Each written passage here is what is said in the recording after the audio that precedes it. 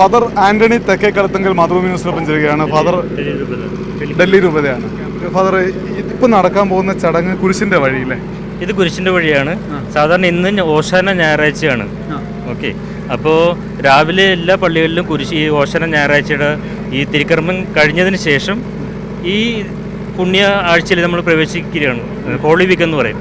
അപ്പോൾ ഹോളി വീക്കിൽ തിരക്ക് പിടിച്ച ദിവസത്തിൽ ഞങ്ങൾ ഡൽഹി രൂപതയിലെ എല്ലാ ജനങ്ങളും ഒരുമിച്ച് കൂടി ഒരു കുരിശിൻ്റെ വഴി നടത്തുകയാണ്.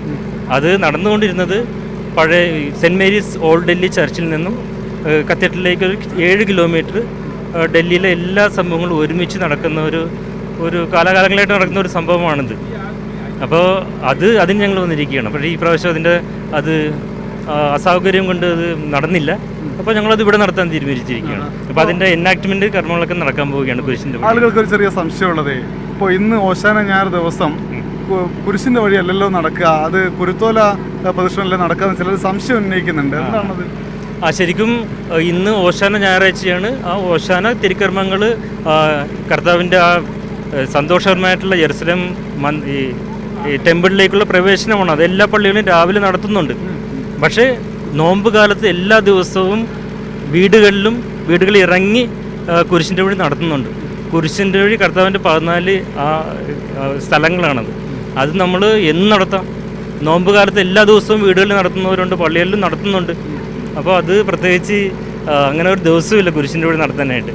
നോമ്പ് കാലത്ത് ശരിക്കും എല്ലാ ദിവസവും പള്ളികളിലും വീടുകളിലൊക്കെ നടത്തുന്നുണ്ട്. ഡൽഹിയിൽ ഈ ഞായറാഴ്ച നടത്താൻ കാരണം എന്താ? ഡൽഹിയിൽ നടത്താൻ കാരണം ഞങ്ങൾക്ക് ഒരു കോമൺ ഗ്യാതറിംഗ് ആണത്. ഞങ്ങൾക്ക് ക്രിസ്തുരാജൻ്റെ പെരുന്നാൾ ഇവിടെ ഞങ്ങളുടെ എല്ലാ രൂപതയിലെ എല്ലാ ജനങ്ങളും ഒരുമിച്ച് വന്ന് ഒരു ആഘോഷമാക്കുന്ന ഒരേ ഒരു കാര്യമേ ഉള്ളൂ, അത് ക്രിസ്തുരാജൻ്റെ പെരുന്നാൾ. ഇവിടുന്ന് പ്രദർശനമൊക്കെ നടത്തും. അപ്പോൾ ഇങ്ങനെ ഒരു കൂട്ടായ്മ നടക്കുന്നില്ല. അപ്പോൾ ഈ തിരക്ക് പിടിച്ച സമയത്ത് നമ്മുടെ എന്താ പറയുന്ന ഒരു സാന്നിധ്യം എല്ലാവരും കൂടി കൂട്ടായ്മ ജനങ്ങളെ കാണിക്കുവാനും നമ്മുടെ വിശ്വാസം പ്രകടിപ്പിക്കാനുള്ള ഒരു അവസരമാണ്. അതിനുവേണ്ടിയാണ് ഈ കുരിശിൻ്റെ വഴി ഒരുമിച്ച് വെച്ചിരിക്കുന്നത്. Okay father, thank you. എന്തായാലും ഇവിടെ കുരിശിൻ്റെ വഴിക്ക് വേണ്ടിയുള്ള ഒരുക്കങ്ങളെല്ലാം പൂർത്തിയായിരിക്കുകയാണ്. നമുക്ക് കാണാം ഈ പ്രദേശത്താകെയുള്ള ക്രിസ്ത്യൻ മതവിശ്വാസികളായിട്ടുള്ള ആളുകൾ, അതിൽ മലയാളികൾ ഉൾപ്പെടെയുണ്ട്. രാജ്യത്തിൻ്റെ പല ഭാഗങ്ങളിൽ പല ഭാഷ സംസാരിക്കുന്ന പലതരത്തിൽ